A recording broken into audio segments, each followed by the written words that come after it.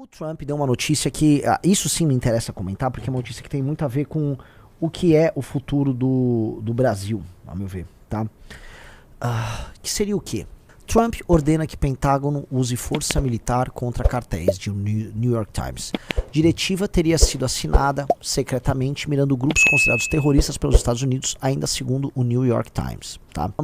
O presidente dos Estados Unidos, Donald Trump, ordenou que o Pentágono use força militar contra cartéis de drogas latino-americanos que o governo dos Estados Unidos considera grupo terrorista. A informação foi noticiada pelo New York Times nesta sexta-feira, citando pessoas familiarizadas com o assunto, mas em condições de anonimato. O jornal relatou que Trump assinou secretamente uma diretiva que fornece base oficial para possíveis operações militares diretas contra cartéis no mar em solo estrangeiro.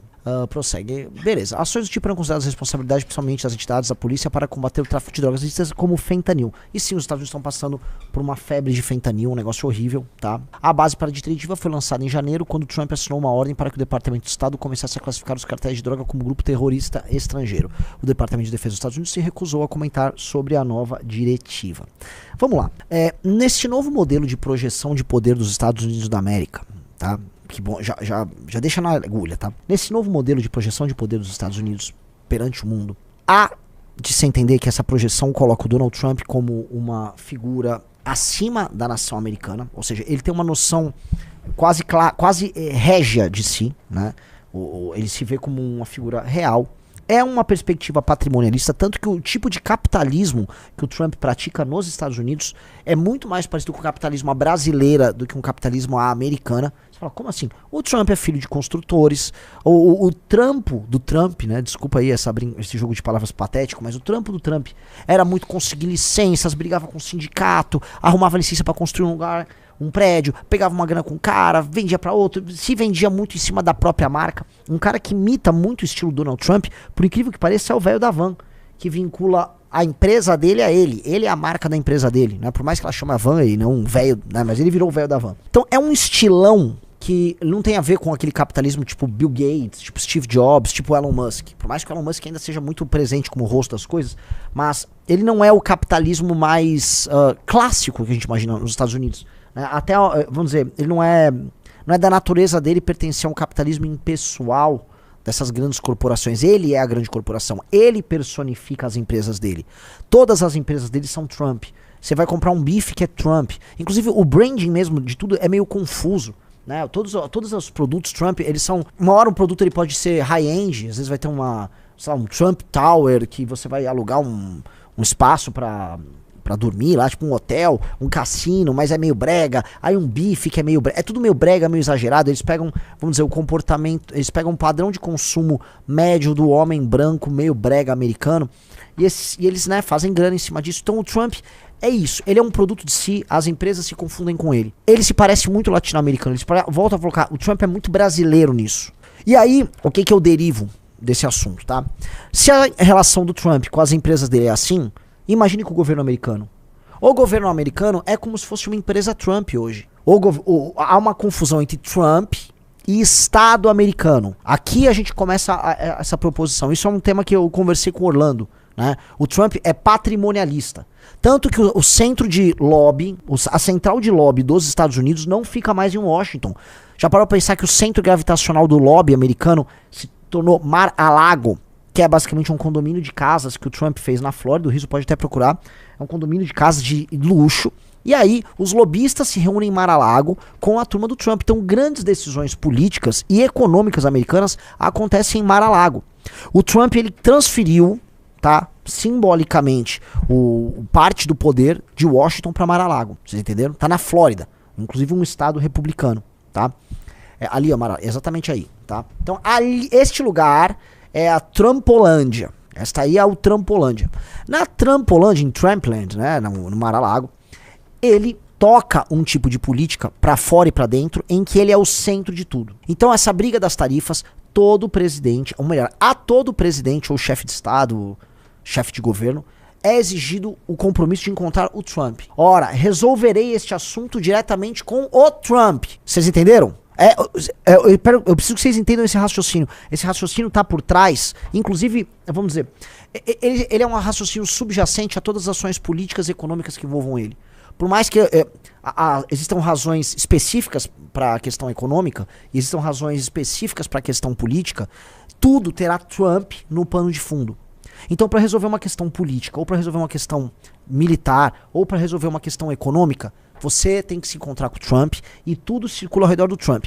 E ao fazer isso, quem ele esvazia, senhor Rafael Almeida Riso? A burocracia. O grande inimigo do Trump, gente, isso aqui é praticamente uma aula que eu tô dando aqui pra vocês, tá? Sobre, não tô falando nem política americana, tá? É sobre direita e mundo. A direita trumpista já entendeu, de fato, ela já entendeu que não dá para andar com um projeto que prepare a representação desta classe média americana de maneira efetiva diante dos desafios que ela tem, imigração, reindustrialização, confronto com China, tendo a ocupação que a esquerda fez na máquina burocrática como pano de fundo, e tendo a própria burocracia que, independente de ser esquerda ou direita, se tornando uma força em si que naturalmente se mescla com a esquerda e que impede a governabilidade desse agente político populista. Então o Trump, tá, pra gente ser bem direto, ao ser patrimonialista e ao centralizar todo o processo decisório nele, ele esvazia aquela ideia do Estado impessoal.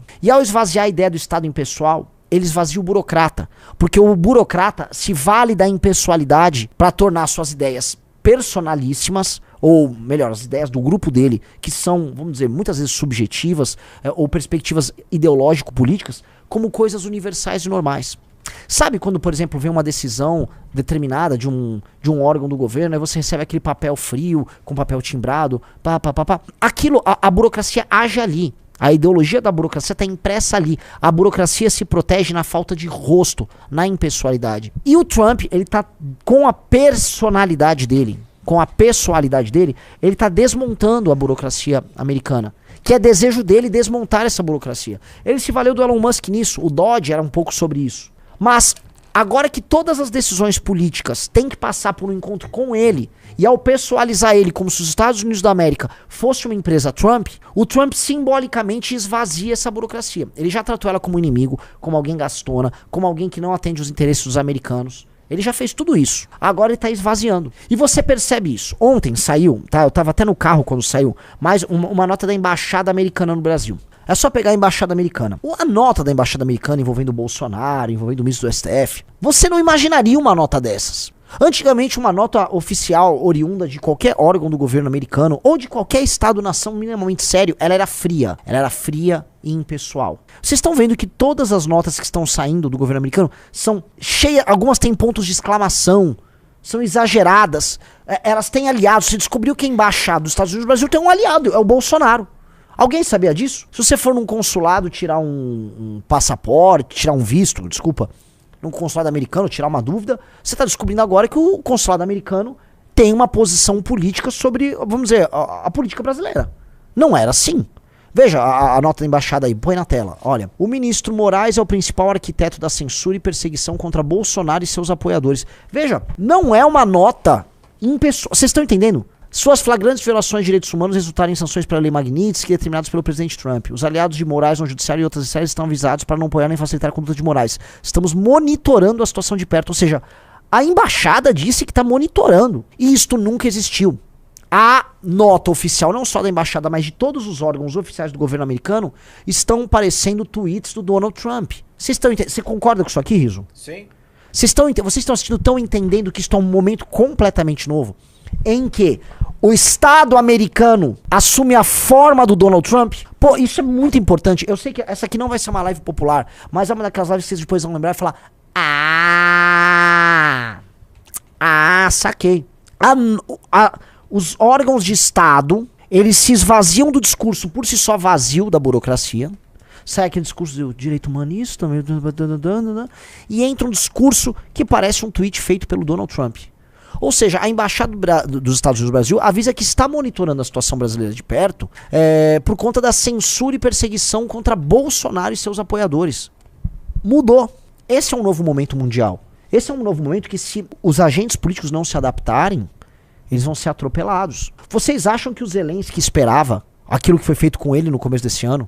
Quando o Trump e o J.D. Vance chamaram ele lá e começaram a atacar ele, bater boca com ele com a imprensa mundial ao redor dele, fizeram uma armadilha pra ele. Armaram pra ele. O Macron teve essa mesma armadilha, só que o Macron é ligeiro, já saiu fora rápido. Ele soube até responder, retrucar o Donald Trump. O Stemmer lá também, o inglês. Pegaram o presidente da África do Sul, escrotizaram o presidente da África do Sul. Não tô falando que ele não merecia, não. Esta é a nova onda. Tudo que o Trump adoraria era ver o Lula numa reunião com ele no Salão Oval, e o que ele faria com o Lula, porque o Lula é frágil, já tá um velho frágil e já não sabe falar inglês. O que o Donald Trump faria com o Lula não tá no gibi. Mas tudo que ele quer é que o Lula vá lá. Reparem, todas essas reuniões, todos esses acordos, todas essas discussões terminam com uma exigência do encontro do chefe de Estado com o Lula. Com o Trump, desculpa. O da Suíça rolou agora e não fecharam nem acordo. Esta pessoalização no Trump, tratando o Trump como uma figura régia, representa este novo momento. A gente tem até uma capa da Valete, por favor, que é aquela capa linda, né? É linda, do Trump com... O Trump já como um César, né?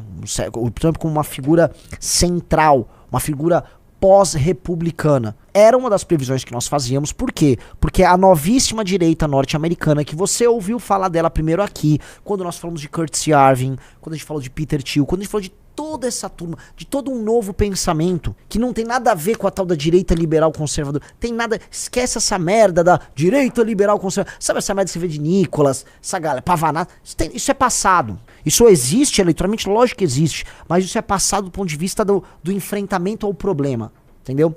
O Trump velho, que ganhou a eleição em 16 e que foi engolido pela burocracia, não tem nada a ver com esse Trump novo, que se adapta para desconstruir a burocracia e preparar algo muito novo pro provável sucessor dele, que seria o J.D. Vance, tá? Que é uma América com controle central, uma América que enfrenta e que desconstrói a burocracia construída especialmente no governo do Roosevelt, uma América com uma burocracia diferente, uma América com uso de inteligência artificial e uma América com projeção de poder imperial sobre o mundo.